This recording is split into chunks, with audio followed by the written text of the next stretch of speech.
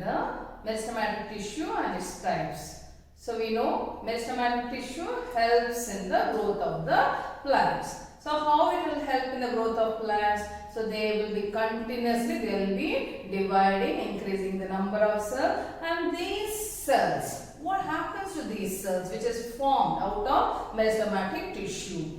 The cells which are formed out of meristematic tissue will differentiate. They undergo differentiate. They become permanent tissue. How does it become permanent tissue? So the cells which are formed out of meristematic tissue, they will get one definite shape, and they will get a size, definite size, shape, and they will take up one specific function, and they become the permanent tissue, and they lose the ability to divide. So meristematic tissue has the ability to divide. That's how it got the name meristematic tissue. So now the cells which are formed out of meristematic tissue, that will undergo, they will lose the capacity to divide, and they become or they acquire a permanent shape, size, and a particular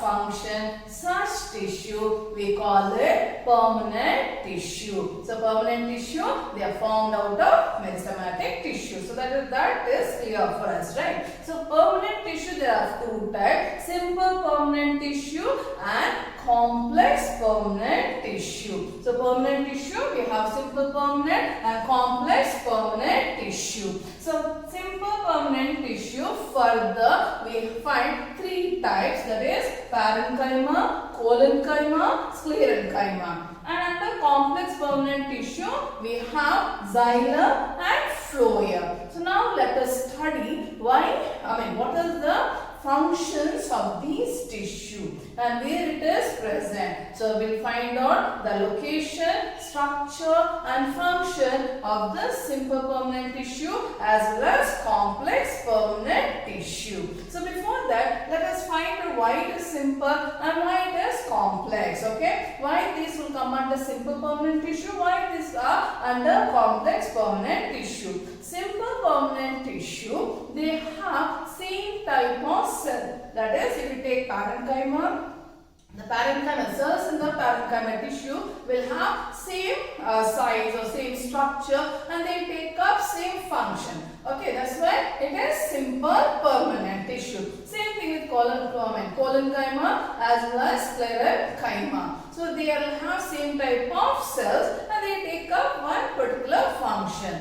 But in case of complex permanent tissue, we find different types of cells. So if at all we are talking about xylem, the xylem will have different types of cells, and that cell again, few are living and few are non-living cells, which we don't find in the simple permanent tissue. So that's the difference between simple and complex permanent tissue. Now let us start with parenchyma tissue. So now let us find out the structure, location, and function of parenchyma, collenchyma, and sclerenchyma.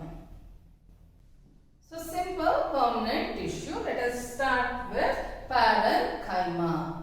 Parenchyma is more or less looks like meristematic tissue, the cells of meristematic tissue, because there is no specialization. The cell does not show any kind of specialization.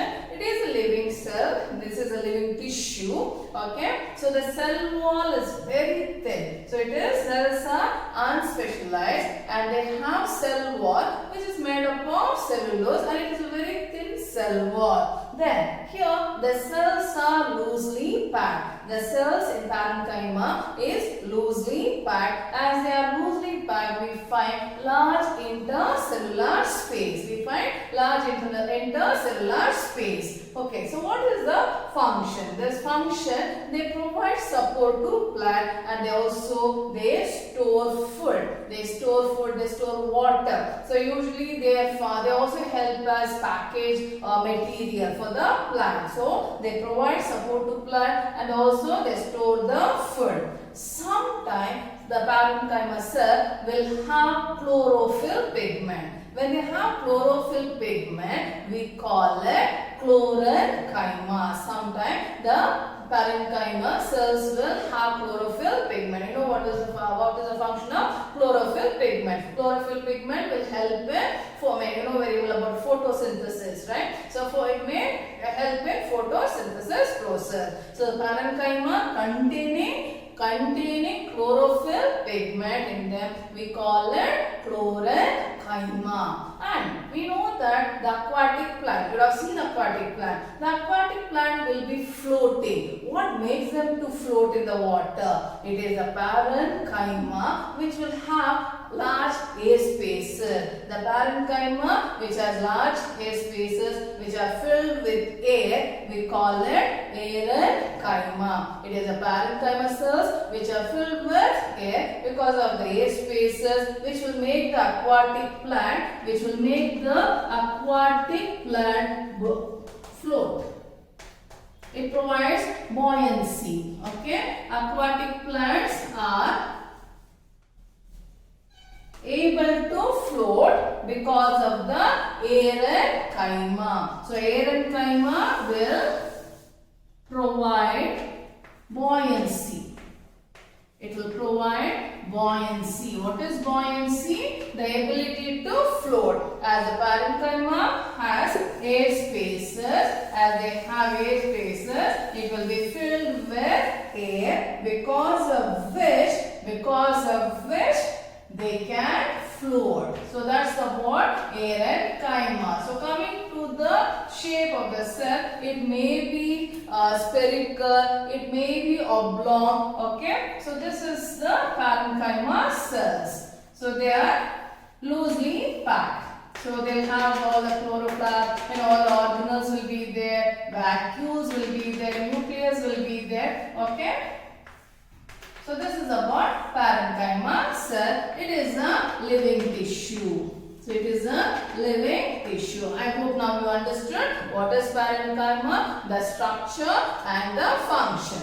Next we'll go to the collenchyma. So whenever you have seen leaf, right, a plant, right? So when you see the leaf can bend. Either we see flexibility in the leaf. The flexibility in the plant is provided by another tissue called collenchyma. You know when the plants are very young, whenever it is windy, it will be swaying. It will be bent. It can bend, right? It will not break. Why it will not break? Because of the collenchyma, which will give flexibility. So collenchyma. So comparing the collenchyma with parenchyma, here the cells are closely arranged, whereas the parenchyma, the cells are loosely arranged. Here the cells are closely arranged and they show a little bit of specialization in comparison to parenchyma. The parenchyma has thin cell wall, whereas here in case of collenchyma, what we see is that the cells are made up of, the cell is made up of cell wall, right? The cell will have cell wall. The cell wall will be made up of cellulose as well as one more substance called pectin. So it is little bit specialized. It is also a living tissue. This is also a living tissue. And when we just take a look at the cells of collenchyma, we see it is hexagonal in shape. It is hexagonal in shape. And it will have the vacuoles like this. I am not mentioning the nucleus organelle, doesn't mean doesn't have, it has. So it has the cytoplasm and all the organelles will be present. Okay. So here what is one peculiar thing about collenchyma is that at the places where the cells are joined, we see irregular thickness. Okay. Wherever the cells are joining, wherever the cells are joined, okay, like this, we find thickenings at the places where the cells will join.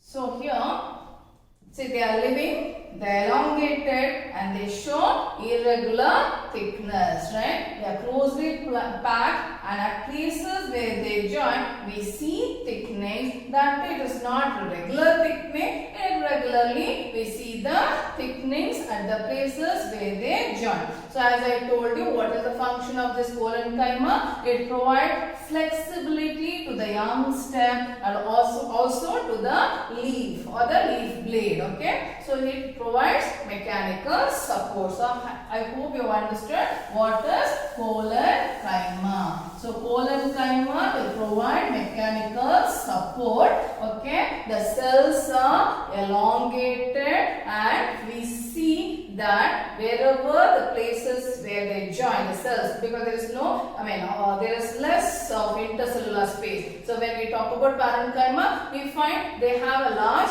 intercellular space, whereas in collenchyma, the intercellular space in comparison to parenchyma is little bit less. And wherever the cells are joined, they show irregular thickening. So what is the function? It provides flexibility. The flexibility of the plant is because of the collenchyma tissue. Next we'll go to sclerenchyma.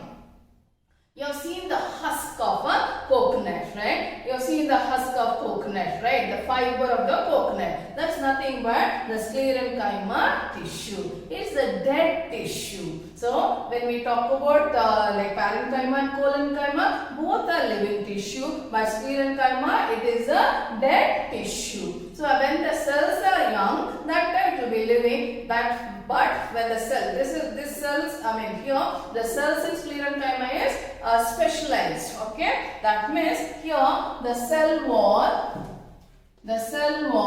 is made up of cellulose and one more substance called lignin. Cellulose is also carbohydrate, lignin is also carbohydrate. They are complex carbohydrate. So when the cells will get lignified, okay, when they get the deposition of the lignin, they become dead tissue. Okay, so they are dead tissue, they are long and they are narrow and they are lignified. So when they get the lignin on their cells, then they become the dead tissue. They are meant to provide mechanical support to the plant. This sclerenchyma is responsible for the making the plant hard and stiff.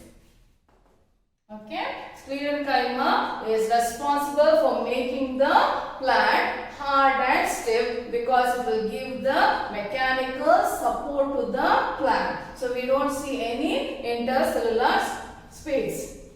So no intercellular space, and where it is present? It is present in the stem. Of course, when we are talking about mechanical support, it should be present in the stem, and it is present around the vascular bundle. Vascular bundle is nothing but the xylem and phloem, and in the veins of the leaves. So you have seen the veins of the leaf. So if this is the leaf, they have this, the central margin, and all this are called the veins. Okay, so it is present in the vein. So it will be stiff and it is hard, and it also found as the hard covering of the seeds and nuts. So that's about the sclerenchyma tissue. Now I hope you have understood the simple permanent tissue: parenchyma, collenchyma and sclerenchyma. So when we talk about storing the food and water, it is parenchyma, which act as a packing material. It is parenchyma. Okay. When it is coming to the when we talk about flexibility in the plant, we have to tell about the collenchyma. When we are talking about providing mechanical support, it should be sclerenchyma. Sclerenchyma gives mechanical support. For that one, it becomes a dead tissue. How it becomes dead tissue? Because of the deposition of the lignin, which is a carbohydrate. I hope you understood. Next, we'll start with complex permanent tissue.